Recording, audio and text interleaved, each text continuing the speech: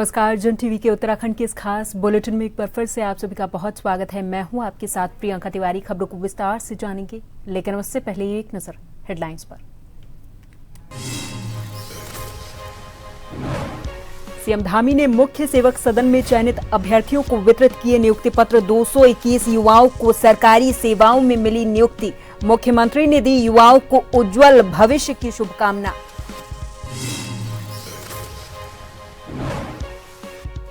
Monsoon season की तैयारियों को लेकर सीएम ने अधिकारियों के साथ की समीक्षा बैठक। सभी विभागों को अलर्ट मोड पर रहने और आपदा प्रबंधन तंत्र को मजबूत करने को कहा।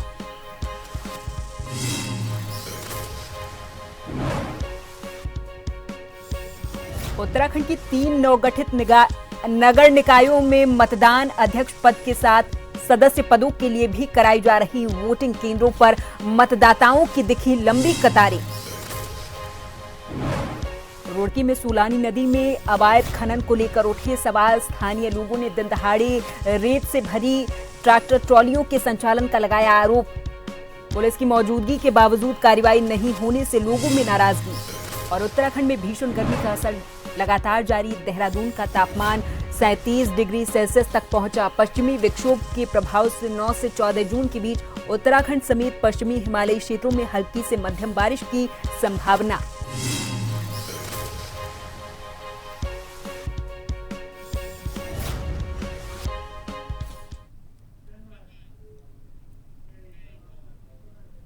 उत्तराखंड के मुख्यमंत्री पुष्कर सिंह धामी ने मुख्य सेवक सदन मुख्यमंत्री आवास में आयोजित कार्यक्रम में हिस्सा लिया और उत्तराखंड अधीनस्थ सेवा चयन आयोग के माध्यम से शहरी विकास, कौशल विकास और सेवा योजन विभाग, पशुपालन विभाग में विभिन्न पदों पर चयनित 221 अभ्यर्थियों को नियुक्ति पत्र वितरित किए हैं। मुख्यमंत्री धामी ने सभी चयनित अभ्यर्थियों को शुभकामनाएं दी और कहा कि शहरी विकास, कौशल विकास और सेवा योजन के साथ ही पशुपालन विभाग के अंतर्गत आज नव चयनित 221 युवाओं को नियुक्ति पत्र प्रदान किए जा रहे। राज्य में बीते 4.5 वर्षों में सरकार ने 33,000 से अधिक युवाओं को सरकारी सेवाओं से जोड़ने का काम किया है। उन्होंने ये कहा कि ये पल युवाओं की वर्षों के परिश्रम और संघर्ष की सफलता का स्वर्णिम क्षण है।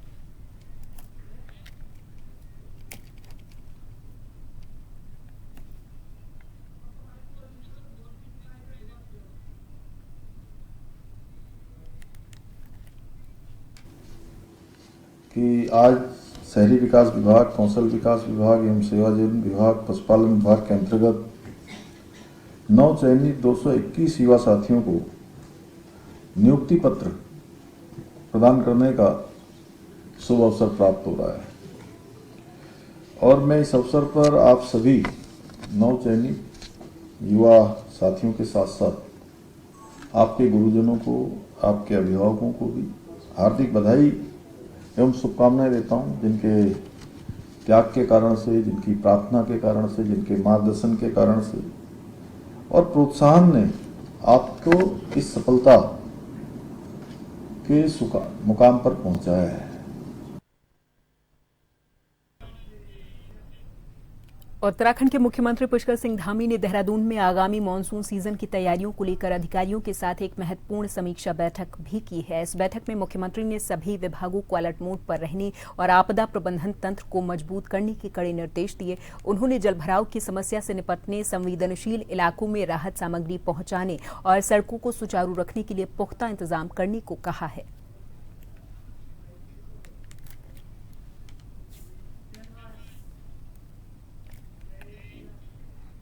वहीं देहरादून में समाधान दिवस में डीएम डॉक्टर आशीष चौहान ने 194 जन शिकायतें सुनी हैं और समय के साथ निस्तारण करने को कहा है। डीएम ने बैंकिंग प्रक्रिया पर सवाल उठाए। समाधान दिवस में जमीन धोखाधड़ी, अतिक्रमण, सीमांकन, ऋण माफी, विधिक सहायता, आर्थिक सहायता और पेयजल जैसी समस्याएं प्रमुख रूप से सामने आई हैं। जिलाधिकारी ने सभी मामलों में संबंधित अधिकारियों को प्राथमिकता के आधार पर कार्रवाई करने को कहा है।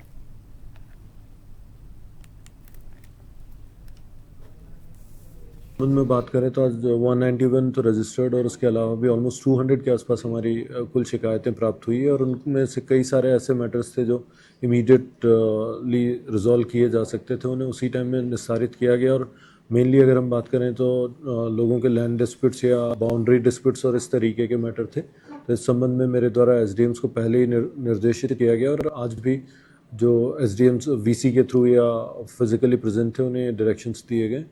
और इसके अतिरिक्त अगर हम बात करें तो फाइनेंशियल इश्यूज़ को लेके भी कुछ शिकायतें थी, तो मेनली जो फोकस है वो इन्हीं एस्पेक्ट्स पे था। हरिद्वार अर्धकुंभ 2027 को लेकर राजनीतिक बयानबाजी तेज हो गई है। कांग्रेस के पूर्व विधायक राजकुमार ठुकराल ने भारतीय जनता पार्टी सरकार पर गंभीर आरोप लगाया और कहा कि सत्ता हासिल करने के लिए सरकार अप्रिय घटनाओं को भी नजरअंदाज कर सकती है। उनके इस बयान के बाद राजनीतिक माहौल गर्मा गया है।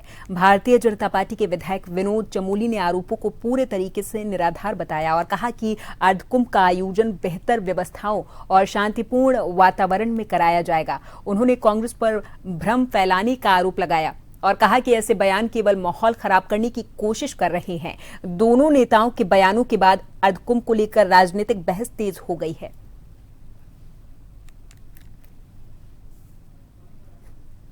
फरवरी 27 मंचासीन जितने भी मेरे नेता हैं इनसे भी निवेदन कर रहा हूं, चीफ सेक्रेटरी को मिलो, पुलिस के महानिरीक्षक साहब को मिलो और गृह सचिव को मिलो। 15 जनवरी से कुंभ अर्ध कुंभ का मेला हरिद्वार में, और अर्ध कुंभ के मेले में सत्ता पाने के लिए कोई भी अप्रिय घटना ये लोग करवा सकते हैं।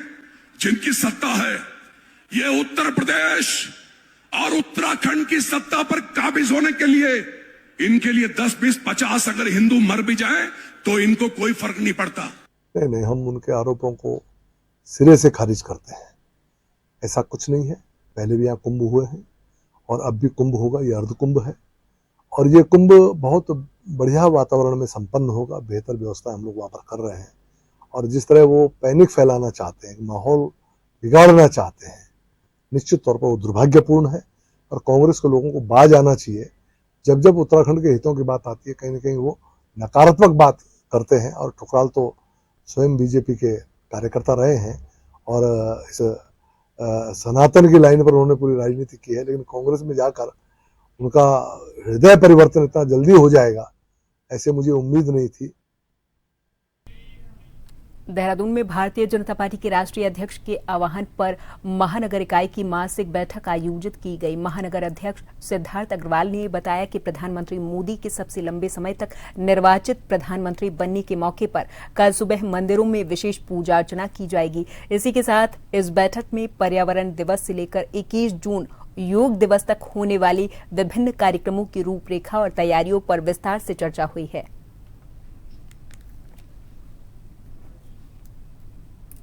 देखिए, आज भारतीय जनता पार्टी महानगर देहरादून की माननीय राष्ट्रीय अध्यक्ष जी के आह्वान पर मासिक बैठक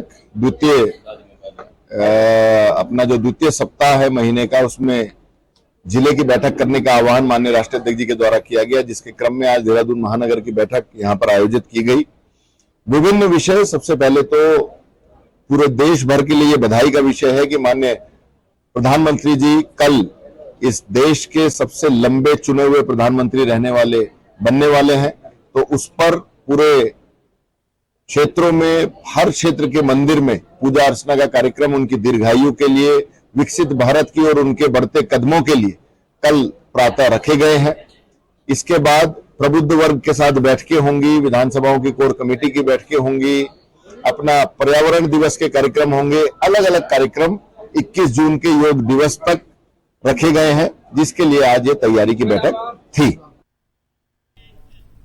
साइबर ठगी के शिकार लोगों को राहत देते हुए गृह मंत्रालय ने मनी रिस्टोरेशन मॉड्यूल यानी कि MRM शुरू किया है। देहरादून में STF के वरिष्ठ पुलिस अधीक्षक ने इस पर बताया कि साइबर अपराध में ठगी गई 50,000 रुपए तक की होल्ड राशि अब पीड़ित और सीधे ऑनलाइन प्रक्रिया के माध्यम से वापस प्राप्त कर सकते हैं। इसके लिए MRM पोर्टल पर लॉगिन करके पैन कार्ड की प्रति अपलोड करनी होगी, जिसके बाद दावा संबंधित बैंक को भेजा जाएगा और सत्यापन के बाद राशि वापस खाते में जमा की जाएगी। उन्होंने बताया कि 1930 हेल्पलाइन पर समय रहते शिकायत दर्ज कराने से रकम होल्ड कराई जा सकती है। STF ने मई महीने में 2 करोड़ रुपए से अधिक की राशि होल्ड कराई और अब तक 4 पीड़ितों को इस नई व्यवस्था के तहत रिफंड मिल भी चुका है।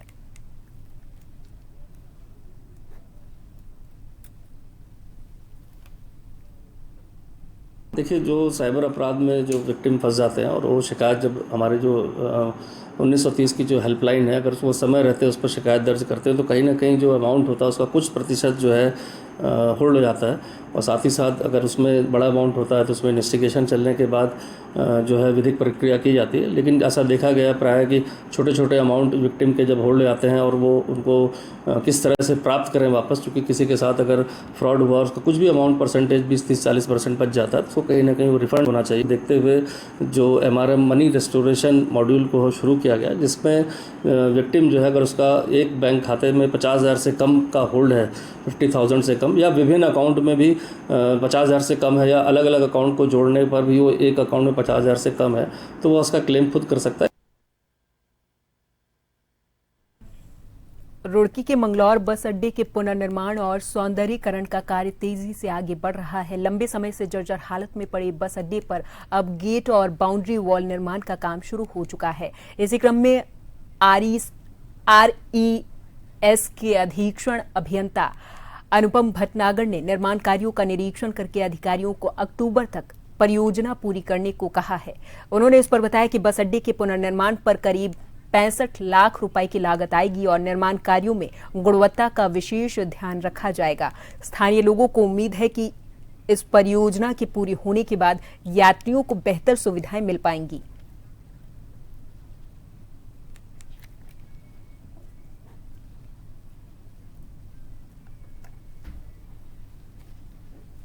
ये मंगलौर बस अड्डे का काम जो है 63.5 लाख का स्वीकृत हुआ है। ये कुंभ मेला 2027 जो अर्थ कुंभ है उसके मद से इसको स्वीकृत किया गया है। ये कार्य स्टार्ट हो गया है और गेट का निर्माण है और 40 मीटर इसमें बाउंड्री वॉल का काम रखा गया है। ओपन एरिया में यहाँ पे CC फ्लोर का काम रखा गया है, जिसको पूरी गुणवत्ता के साथ पूर्ण कराने के निर्देश दिए गए हैं। रुड़की से अगली खबर, जहां बीते 3 दिन पहले सत्ती और सोत मोहल्ले में स्मार्ट मीटर लगाने पहुंची टीम का बड़े पैमाने पर स्थानीय लोगों की ओर से विरोध किया गया, जिसके बाद बिना मीटर लगाए ही टीम को बेरंग लौटना पड़ा था। जिसके बाद आज दोनों वार्ड के लोगों की ओर से परिवहन मंत्री प्रदीप बत्रा से उनके कार्यालय पर पहुंचकर मुलाकात की गई और स्मार्ट मीटर न लगाए जाने की मांग की गई है।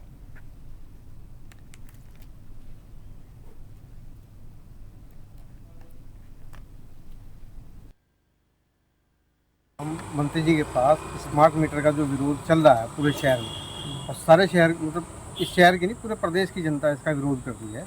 हम उसके लिए माननीय मंत्री जी के पास आए थे ताकि जो है वो इस पर कार्रवाई करके और स्मार्ट मीटर को किसी भी तरीके से रुकवाने का कार्य करें। क्या आश्वासन मिला है यहाँ से? मंत्री जी ने SC महोदय के नाम जो है लेटर दिया है और कहा है कि उन्होंने बात भी की है बल्कि SC साहब से, तो उम्मीद है कि इस कार्य में रोक लगाई जाएगी। आखिर क्यों उस मीटर का विरोध किया जा रहा है? ऐसी क्या चीज़ है उसके अंदर? मीटर में मतलब कोई भी आदमी इससे संतुष्ट नहीं है, विश्वास नहीं बन पा रहा है। विश्वास न बनने के कारण ये सब हो पा रहा है।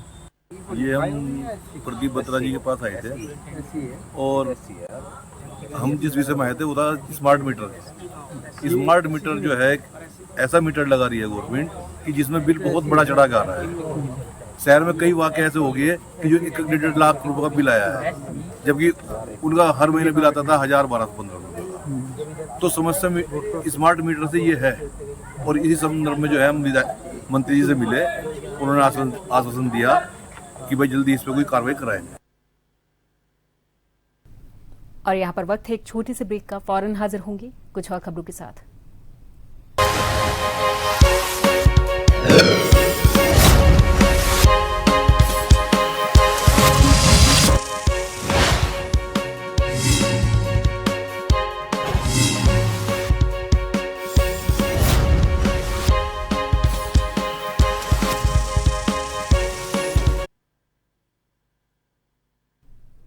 ब्रेक के बाद एक बार फिर से आप सभी का बहुत स्वागत है। अगली खबर की ओर रुख करेंगे। काशीपुर में आज नवगठित गड़ी नेगी नगर पंचायत में रविवार को पहले निकाय चुनाव के लिए मतदान शुरू हुआ है।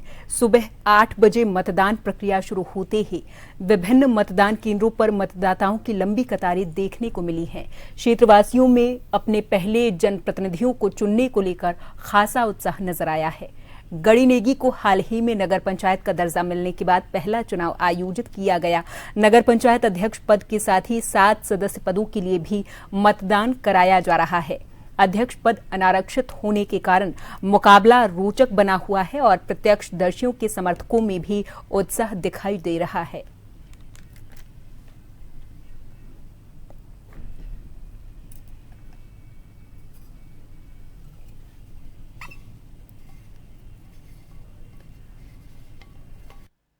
बहुत उत्साह है सभी जनता में। भारतीय जनता पार्टी को जिताने के लिए विशेष रूप से जनता इस गर्मी के माहौल में भी देखिए बाहर निकल के आ रही है।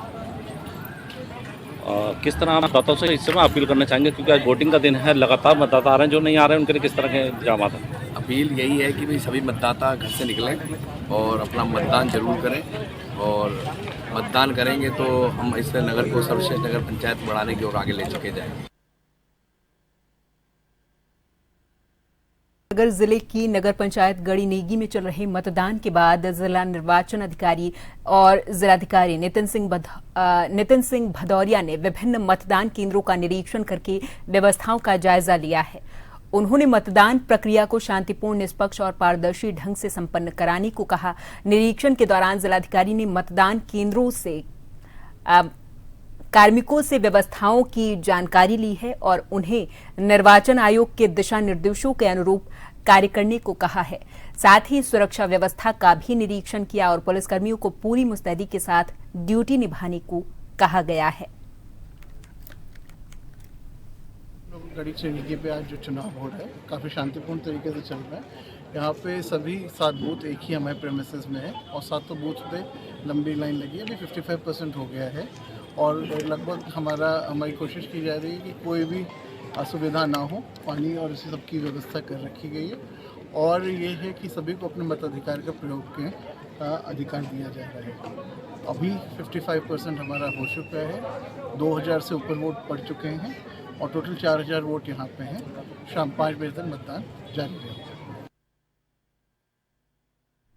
वहीं चंपावत की नवगठित नगर पंचायत में पहले निकाय चुनाव के लिए शांतिपूर्ण और उत्साह के साथ मतदान संपन्न हुआ है। सुबह से ही पोलिंग बूथों पर मतदाताओं की लंबी कतारें देखी गई, जहां युवा मतदाता चाहत मौनी ने पहला वोट डाला है। एसडीएम नीतू डांगर और सीओ नीरज सेमवाल ने सुरक्षा व्यवस्थाओं का जायजा लिया। प्रशासन की ओर से दिव्यांग मतदाताओं के लिए व्हीलचेयर और वाहनों की विशेष व्यवस्था की गई थी। इस चुनाव के नतीजे 11 जून को घोषित किए जाएंगे।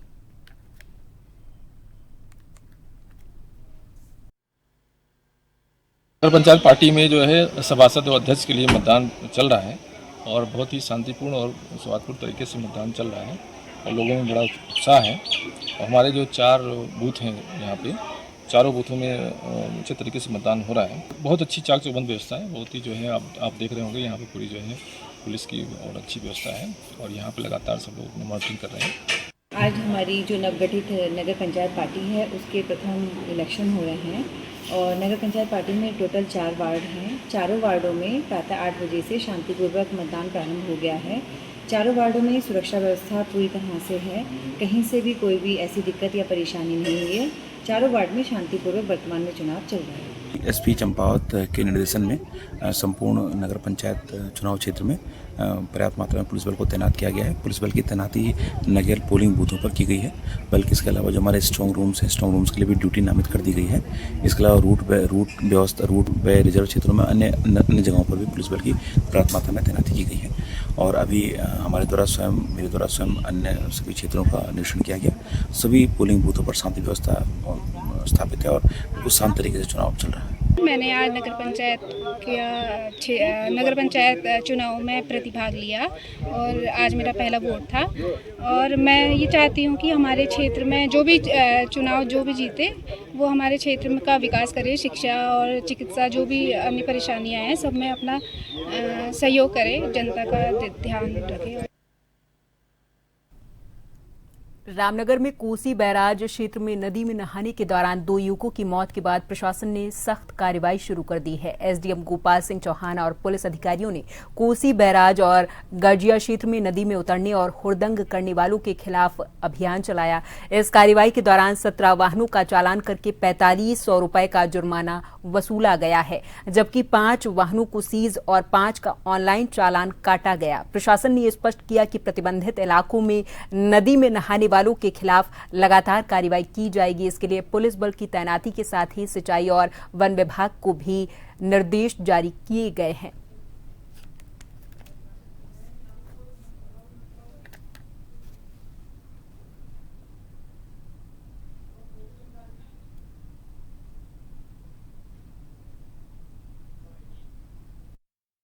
देखिए, आज हमने एक संयुक्त अभियान चलाया था पुलिस के साथ और कुछ लोगों के चालान वगैरह भी किए हैं और जो लोग नदी में थे उनको हिदायत भी दी है कि अगर भविष्य में इसकी पुनरावृत्ति होती है या जाते हैं तो उनके खिलाफ भी हम कार्रवाई करेंगे।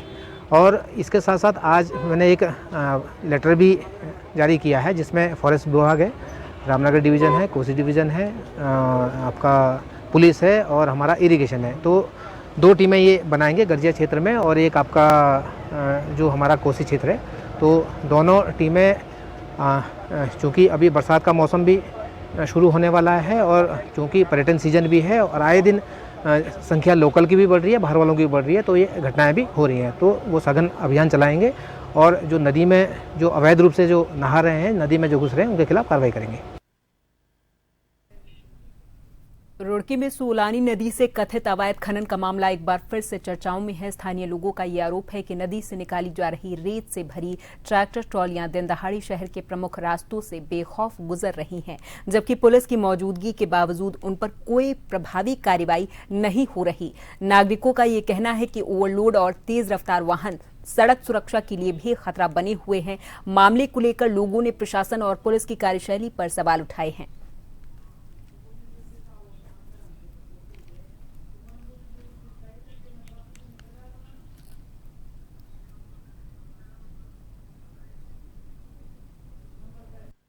ये हमारे कितना भी माइनिंग मिट्टी का नदी से उठा रहा है, उनके खिलाफ पुलिस और साथ ही साथ राजस्व संयुक्त रूप से भी कार्रवाई किया जा रहा है। 2-3 दिन पहले भी हमने एक ट्रैक्टर ट्रॉली पकड़ी थी। वैसे ही अभी सूचना प्राप्त होने के बाद हमारे सभी टीम को एक्टिवेट किया जाएगा और रात और सुबह का टाइम में होता होगा तो उनके खिलाफ खनन अधिकारी से भी बात करते कार्रवाई करेंगे। तो इसीलिए मैंने बताया आरटीओ और पुलिस वो चालान का कार्रवाई करती है और ऐसा पकड़ा जाता है तो उनके खिलाफ अवैध खनन का साथ ही साथ ओवर स्पीड का दोनों का भी चालान कार्रवाई किया कि नाक तले हो रहा है सारा काम, प्रशासन के संज्ञान में रह के हो रहा है। क्योंकि अगर एक आदमी रेडी भी लगाएगा ना तो पुलिस वाले तुरंत पहुंच जाएंगे। इतने बड़े बड़े ट्रैक्टर ट्रॉली, सैकड़ों नहीं कई सौ ट्रैक्टर ट्रॉली रोज खनन हो रहा है। क्या लगातार बढ़ रही महंगाई, गैस कटौती और इसी के साथ कई दैनिक उपयोग की वस्तुओं की बढ़ती कीमतों के विरोध में आज युवा कांग्रेस प्रदेश महासचिव स्वाति नेगी के नेतृत्व में एसले हॉल चौक में धरना प्रदर्शन किया गया है। इस दौरान युवा कांग्रेस के पदाधिकारी और कार्यकर्ता बड़ी संख्या में सड़कों पर उतरे और केंद्र और राज्य सरकार के खिलाफ बढ़ती महंगाई पर आवाज बुलंद की है।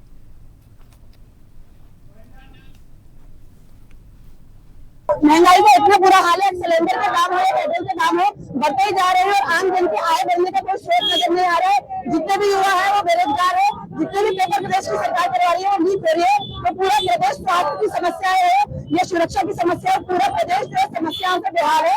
लेकिन जो भाजपा की सरकार है उसका ध्यान सिर्फ विज्ञापनों की ओर है। तो हम निवेदन करेंगे बीजेपी की सरकार से और माननीय पुष्कर सिंह धामी जी से बढ़ती महंगाई है उस पर भी ध्यान दें, जो करने का काम है वो करें। और इसी के साथ इस बुलेटिन में फिलहाल के लिए मेरे साथ बस इतना ही। आप देखते रहें जन टीवी। नमस्कार।